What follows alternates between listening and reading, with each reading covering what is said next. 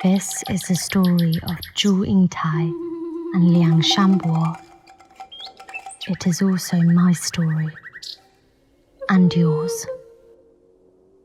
The story of anyone who has ever had a dream.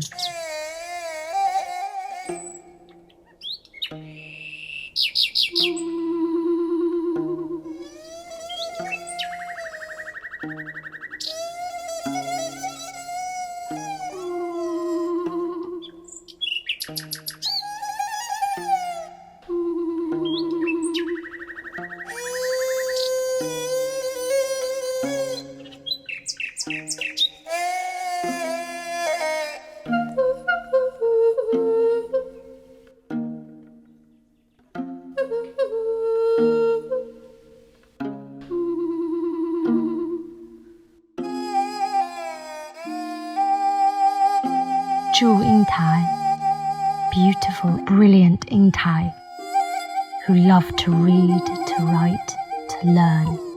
Knowledge was the air Yingtai longed to breathe, the sky she craved to touch.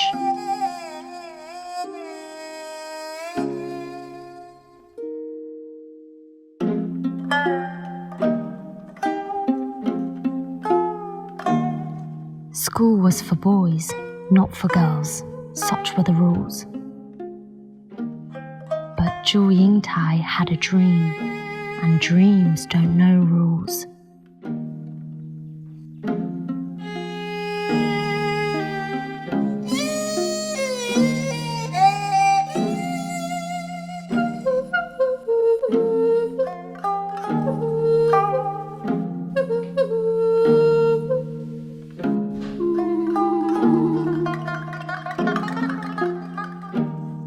So she played the most daring game of her life, of all our lives.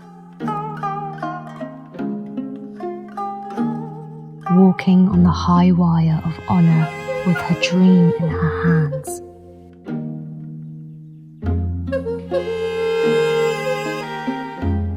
That is how they met. Yingtai and Liang Shanbo.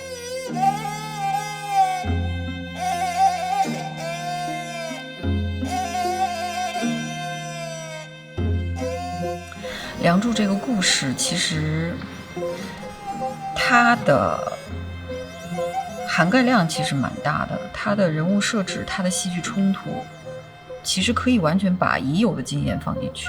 当然，我想做的事情是，就是首先要发挥自己的经验，然后其次肯定是要打破原有的一些经验的东西，对，因为我们是不同领域的艺术家在一起碰撞，而且是一种新的工作方式在一起合作，所以其实应该更多的是一种吸取，互相的碰撞和吸取，就是我们要弄一个不一样的东西出来。我们也很期待，就是能撞出一个非常不一样的梁祝出来。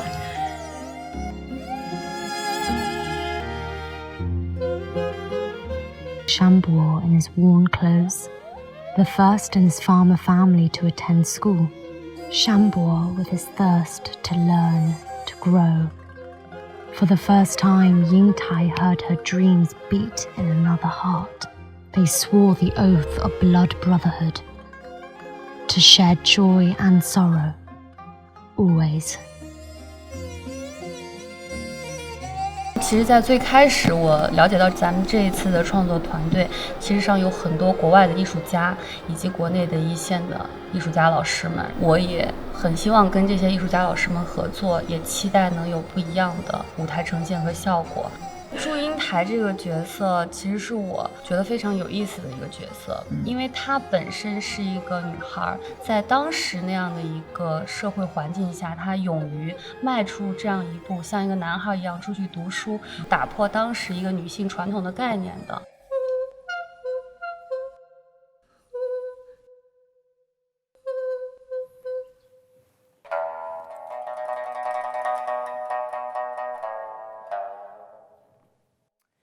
You know, I've always been fascinated by and attracted to Asian stories.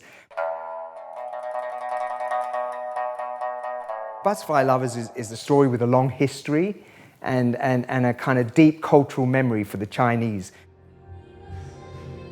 And so when you get the tragic, romantic love story of these young students who have a shared passion for knowledge, and through that shared passion they become friends, and through their friendship they become lovers, and to become lovers they have to defy the traditions of their era, and then to liberate themselves and to be free they have to sacrifice their bodies and transform their souls into butterflies. So this is a charming, magical story, and anyone in any era could enjoy that.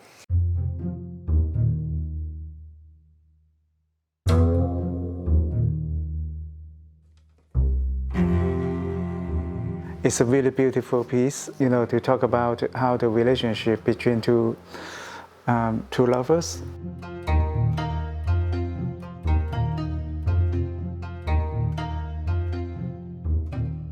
And then they don't know each other, and they start to know and try to testing, try to guessing, hesitation, and all these things become really attractive on stage.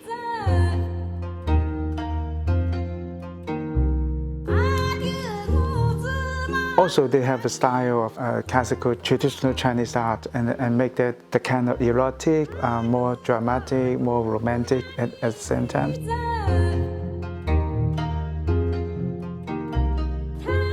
I think it's really important to get back to Chinese classical art, yet together with the modern sense. We've had over 60 meetings, can you believe? From literally November up until July this year, we've had lots of creative discussions about the concept, the theme. We've explored musical sketches and drafts. We've explored sketches of the scenic elements. There's beginning to be some motion capture work which we're using with media animation.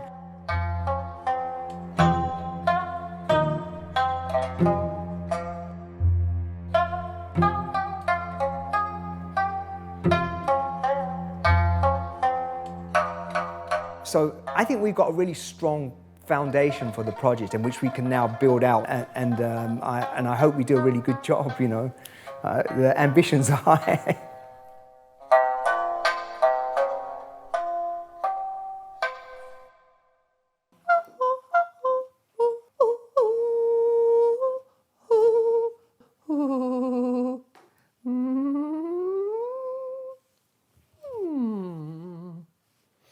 Jocelyn Pook is the composer, and I've worked with her once before, and she's a British composer, and she's absolutely amazing with melody and voice. And I think that is one of Jocelyn's great strengths, as well as how she creates a symbiosis of all these different languages. Back in China, we always say 天时地利人和. They got the right time, right place, and with the right people.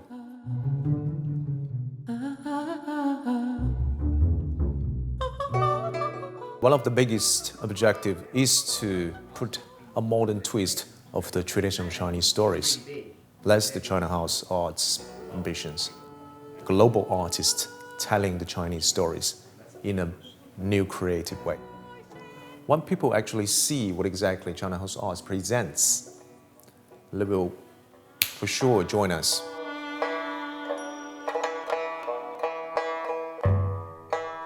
We build through creativity, we innovate, we dream, we take risks, we collaborate. But one thing we also know, we can't do that alone.